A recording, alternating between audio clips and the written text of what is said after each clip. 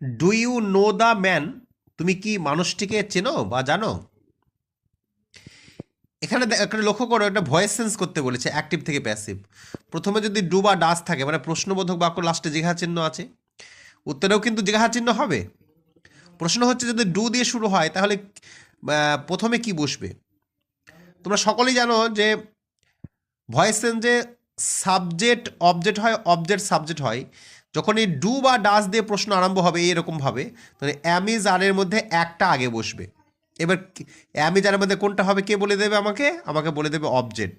The ম্যানের পরে কিন্তু ইজ বসে, যেহেতু একটা মানুষ, তাই ইজ দ্য ম্যান হবে। কেন ইজ দ্য ম্যান হলো? কারণ লাস্টে কিন্তু জিজ্ঞাসা চিহ্ন আছে, তাই প্রশ্নবোধক করতে হবে এটাকে। ইজ দ্য ম্যান নোন, মূল ভার্বের নো ভার্বের 3 নম্বর রূপ নোন টু ইউ হয়। ইউ হচ্ছে সাবজেক্ট, এটা অবজেক্ট হয়ে গেছে, অবজেক্ট সাবজেক্ট হয়েছে।